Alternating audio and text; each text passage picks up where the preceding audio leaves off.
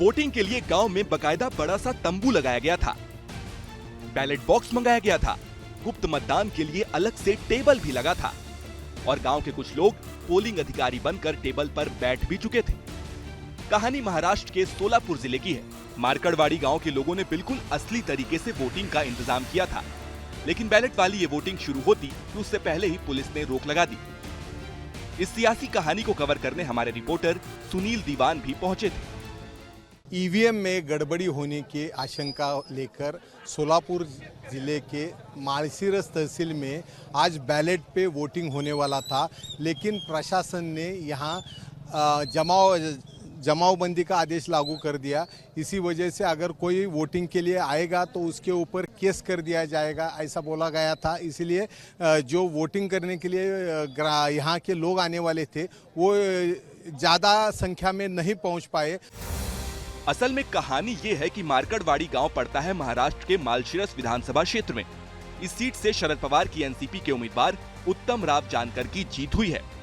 चुनाव में NCP S को 1,21,713 वोट मिले, जबकि बीजेपी को 1,08,566। एनसीपी एस का उम्मीदवार 13,147 वोट से जीत गया। लेकिन मारकड़वाड़ी गांव के बूथ पर एनसीपी से ज्यादा वोट बीजेपी उम्मीदवार को मिले हैं। अब गांव वालों का दावा है कि यहाँ ज्यादा समर्थक एमवीए के हैं, तो फिर बीजेपी को ज्यादा वोट कैसे मिले। ऐसा दावा है कि मारकड़वाड़ी गांव के बूथ पर करीब 2,476 वोट हैं। 1,905 लोगों ने 20 नवंबर को वोट डाले। 23 नवंबर को जब गिनती हुई तब इस बूथ पर बीजेपी को 1,003 और एनसीपीएस को 843 वोट मिले थे। इसी दावे की पुष्टि के लिए गांव वाले बैलेट से वोटिंग करा रहे थे, पुलिस ने रोक दिया। एमबीए के समर्थक कह रहे हैं कि पुलिस ने मुकदमा करने की धमकी दी। पूरा गांव का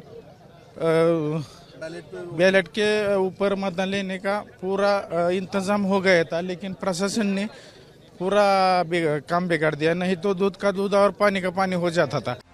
हालांकि बीजेपी के समर्थकों ने पहले ही इस बैलेट वाली वोटिंग के बहिष्कार का ऐलान कर दिया था। महाविकास अघाड़ी के नेता महाराष्ट्र में नतीजों के बाद से ही सवाल उठा रहे हैं और आगे बैलेट से वोटिंग की मांग कर रहे हैं।